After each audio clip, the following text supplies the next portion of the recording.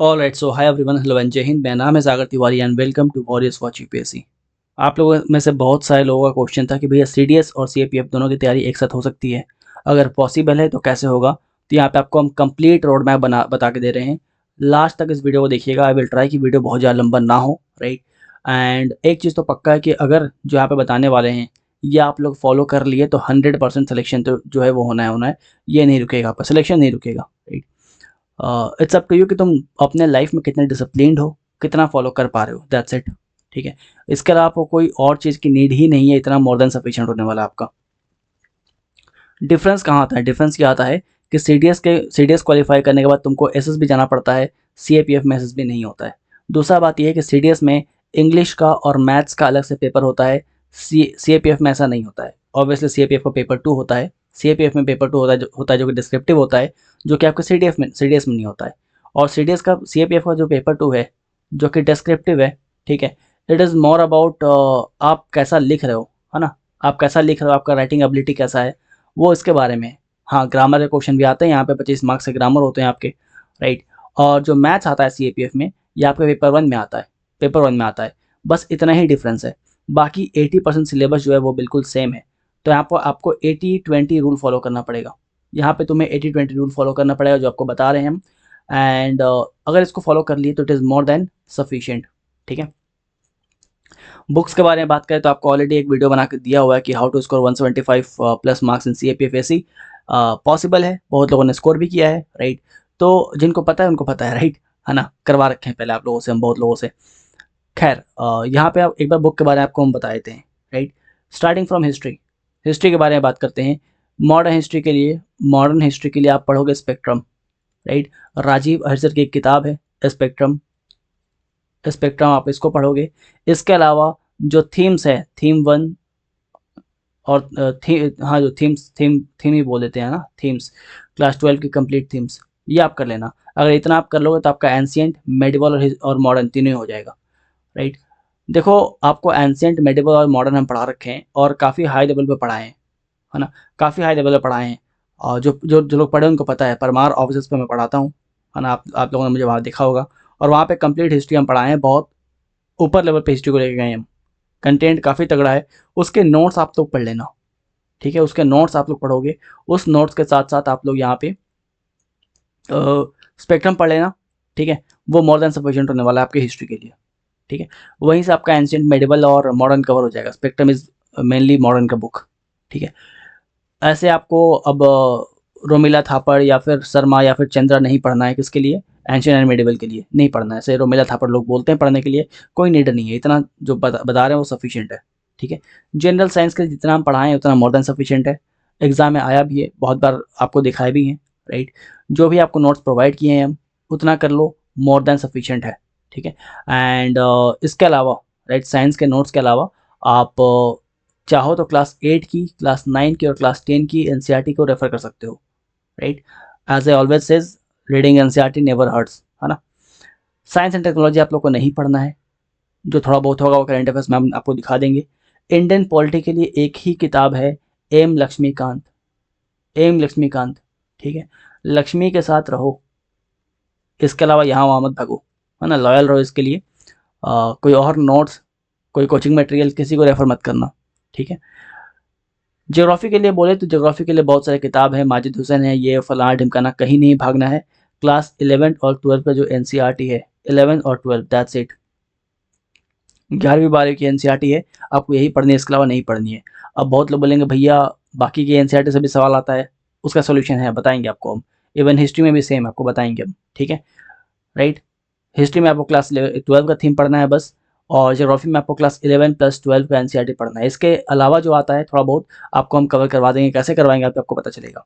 Economics के लिए जो मेरे नोट्स है उतना मोर देन सफिशिएंट है, राइट। एंड सीसेट के लिए वो बेसिकली आपके सीएससी में आता है, it's none of your business, आपका नीड नहीं है इसका, है ना। बस ये है कि मैथ्स आपको करते रहना है फॉर सीडीएस। मैथ्स जो आप करोगे वो आपके सीडीएस में भी काम आएगा और आपके सीएपीएफ में भी काम आएगा। तो मैथ्स तुम्हें करते रहना है, ठीक है। लूसेंट आपको नीड नहीं है लूसेंट पढ़ने की।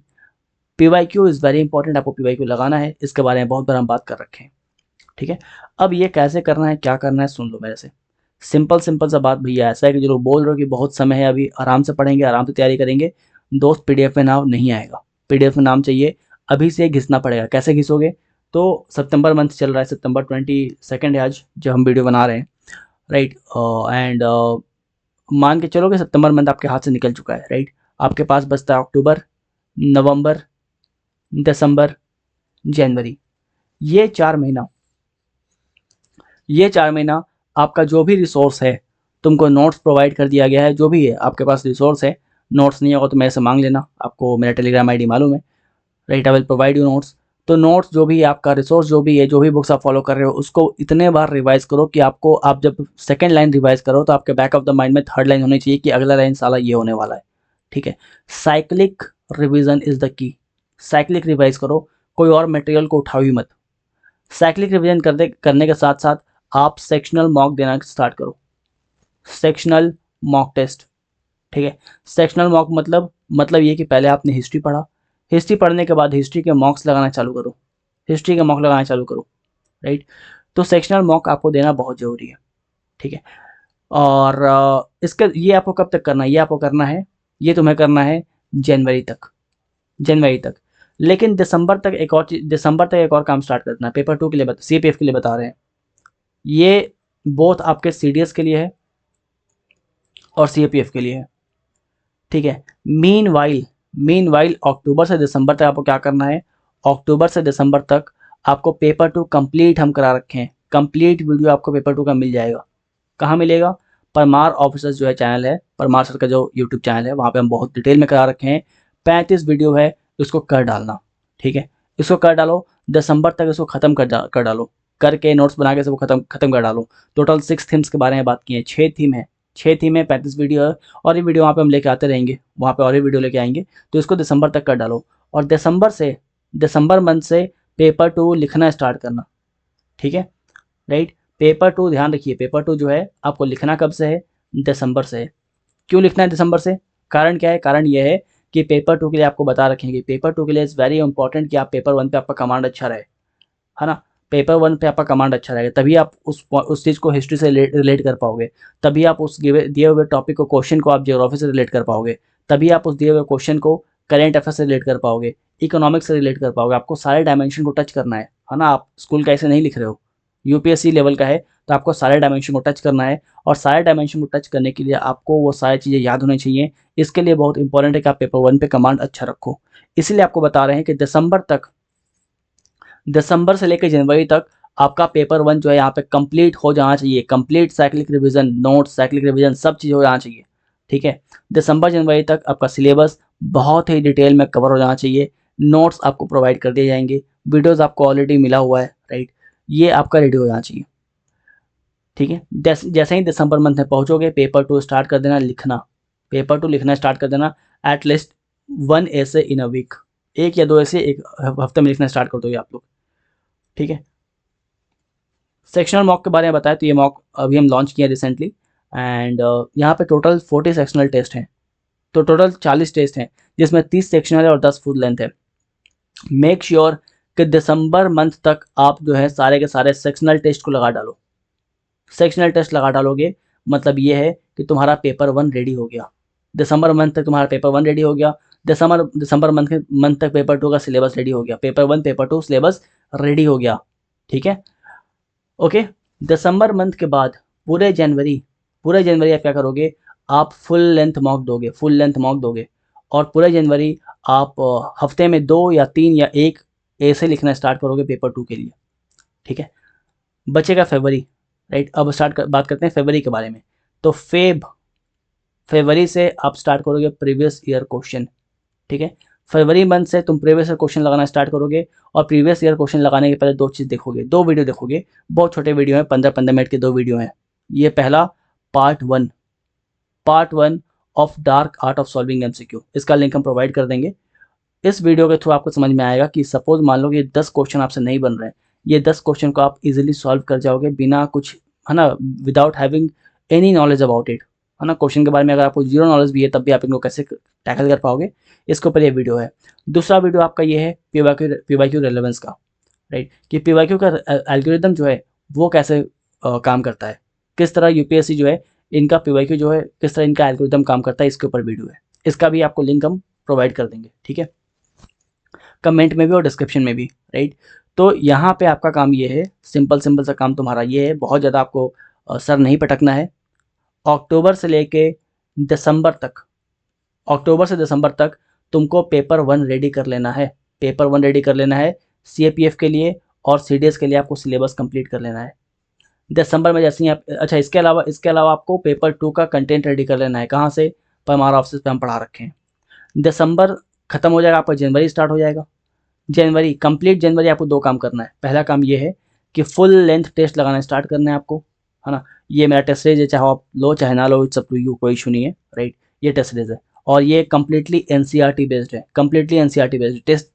टेस्ट कुछ ऐसा है कि क्लास 11th और 12th ज्योग्राफी आप पढ़ रहे हो, राइट, रिवाइज कर रहे हो बुक से, लेकिन बाकी के जो क्लास के 10th के जो क्वेश्चन है, बुक है, 9 का जो बुक है, 8 का जो बुक है, राइट, ज्योग्राफी का, है ना, यहाँ से आपको यहाँ पे क्वेश्चन मिलेंगे। अगर आप इस टेस्ट को लगा रहे हो तो आपके क्लास 8, 9, 10 के जो फैक्ट्स वो भी कवर अप होते जाएंगे, इवन हिस्ट्री के भी, राइट। ये बिल्कुल एनसीईआरटी ओरिएंटेड होने वाला है। यहाँ पे एनसीईआरटी के अलावा कुछ नहीं होगा। अगर ये टेस्ट आप लगा रहे हो 40 टेस्ट, मतलब आपका एनसीईआरटी पे फुल कमांड है, ठीक है, फुल कमांड है आपका।